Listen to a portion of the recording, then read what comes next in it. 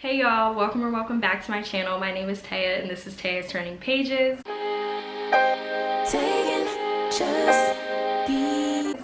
So before we get into today's video, which is my July wrap up, I just wanted to apologize for any weird lighting changes or noises. I am filming in front of my window and it looks like it's about to rain, and there are a lot of cars that just passed by my apartment, so I'm sorry about that, but there's nothing I can do.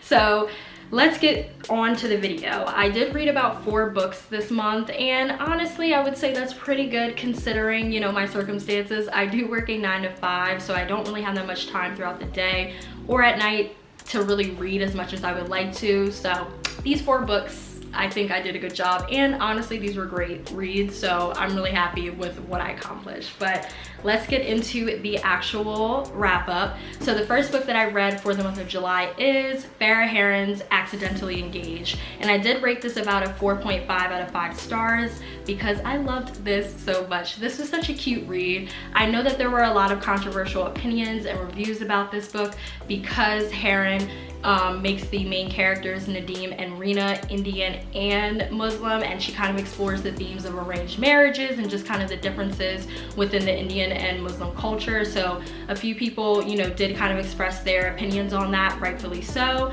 But all in all, I did really enjoy the romance part of this book, and I really did like the diversity. I think it's really cool to have 2 leads that are Muslim and Indian, so I did enjoy it. But basically this book is about a girl named Rina who is in her 30s. She's single and she's not really happy with her career. So because she's not happy with her career, she does bake a lot of bread. That is her hobby of choice. That's how she breaks up the monotony of the day, and she's just really passionate about bread. On the flip side, her father, who also is a bit overbearing and kind of inserts himself into every detail of her life along with the rest of Rina's family, her mother and her sister, which Rina really can't stand, but that's what her family does. Her father, who is a business owner, decides to move in his newest employee, Nadim, into Rina's apartment complex, so him and Rina are right across the hall from one another. So you got that forced close proximity trope, which I love in romance books. And Nadim is nice from the jump. You can tell he really is interested in getting to know Rina. Rina, on the other hand, is just kind of like, get away from me, because she really doesn't want anything to do with her father, you know, bringing in people to really get to know her and meet her. She wants to be able to do that on her own. And there's kind of an ulterior motive here why her dad moved Nadim into her apartment.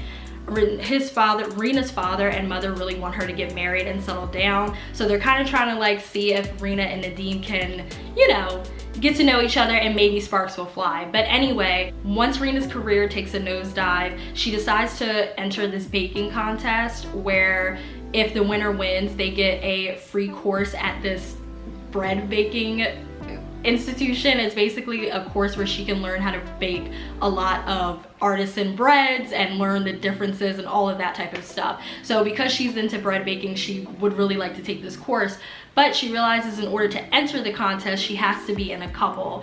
That's where Nadim comes in, and that's where the story kicks off. So as you can tell, it's Accidentally Engaged, so they of course are fake engaged, another great romance trope.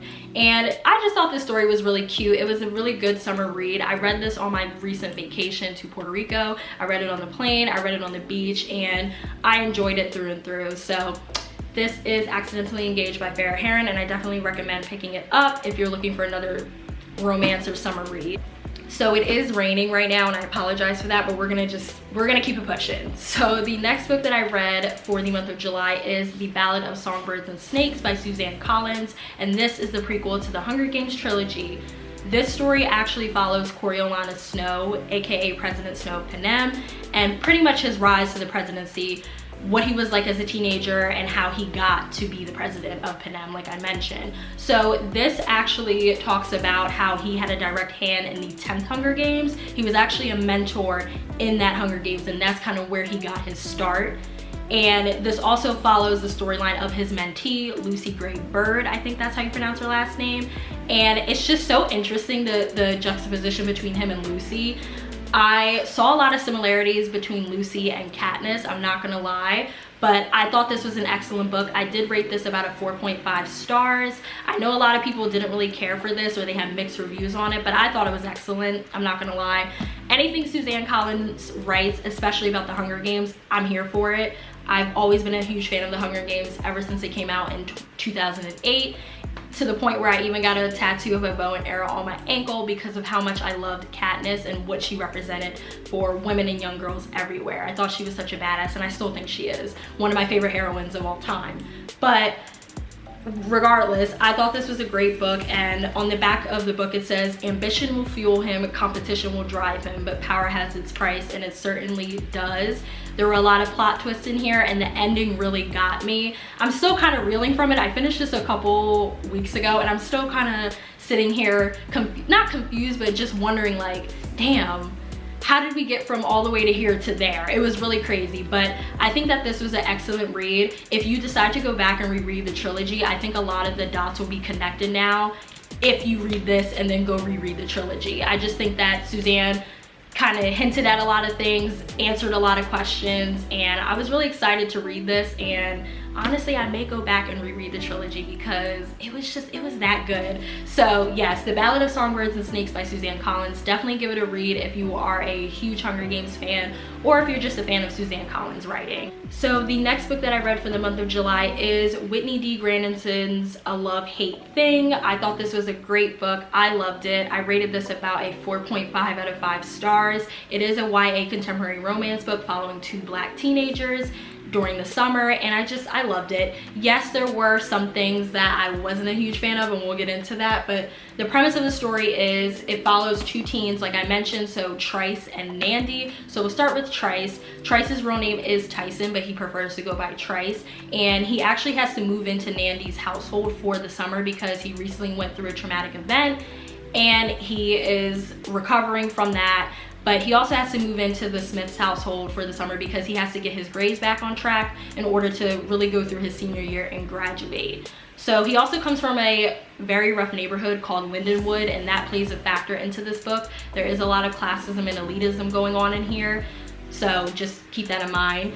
And then going to Nandy. So Nandy is actually the golden girl of the story. She is the golden girl of Pacific Hills, which is the town that she lives in, which Trice has to move into, and everyone really likes Nandy. That was one thing I noticed about the book. She's very popular amongst her peers and even the parents of her peers. She is also stressing out about Cotillion. She is making her debut there, and she feels as though that Trice is here to ruin her summer, which makes her not the nicest towards him. I'm not gonna lie, Nandy was pretty unbearable in the first couple of chapters. Very, very just nasty and rude to Trice, and not really giving him a chance or trying to listen to his story and, you know, who he was essentially. So I don't want to give too much away because there are a few things in here that I just feel like you need to read in order to really, you know, get the full, like, ooh, when it comes to the book, the full excitement. I don't want to give too much away, but I will say that, of course, this is a enemies to lovers trope, i.e. a love-hate thing. So they are beefing in the beginning, but then of course along the way they decide to open up to one another. Their icy exteriors, you know, kind of defrost, and they fall in love essentially. But I thought it was a great book. Yes, there are some stereotypical things in here. I did notice when it comes to YA teen romance books, a lot of the authors that write these books have so much outdated slang. That was one thing that bothered me. A lot of it was giving early 2000s, late 90s type of slang, and I'm just confused because half the things in here, I'm like, who is saying that now in 2021? But whatever. Other than that, I thought it was a good book, and just because, you know, this might not be your reality, or you feel as though there's just too much trauma in here, I understand that, I do, but at the same time, there are a lot of people, specifically Black people, that go through similar experiences to what Trice went through, and I still think that type of representation is important and should be, you know, shown in books, in my opinion. I think Whitney did a great job at this book, but again, I know a lot of people have controversial opinions about it. Either way, I feel like this is going to be a reread for me, and if you're interested in, you know, that enemies to lovers trope, definitely pick up A Love-Hate Thing. So the last book that I read for the month of July is actually a memoir, and it is called In the Country We Love, My Family Divided by Diane Guerrero. So this came out about, I want to say back in maybe 16 or 17. I recently just bought it. This has been on my wish list since 2016 or 2017, and I just got around to buying it because I really, really wanted to read it, and it did not disappoint. I rated this a 5 out of 5 stars because it was just is that good, but also that important. I've been a big fan of Diane since, excuse me, I've been a big fan of Diane since Orange is the New Black. Maritza was one of my favorite characters. Vote for Maritza if you want pizza. Comment down below if you remember that from Orange is the New Black. That was my show. But Diane actually wrote this story slash memoir of her life growing up and how she became the Diane Guerrero that we know today. So this memoir really does document and outline her childhood, specifically her entire family, her mother, her father, and her brother. Unfortunately, were all arrested and deported and sent back to Colombia, which is their home country. But because Diane was a US born citizen, she did not go back. She decided to stay here, specifically in Boston, and pretty much did everything she could to build a life for herself. She had a lot of ups and downs, a lot of heartache, a lot of turmoil, and my heart just went out to her. I was so emotional reading this, and I knew it was going to be an emotional read because it talks about the struggles that undocumented residents have to face in this country and what US born citizen children to immigrant parents have to deal with if their family is taken away from them.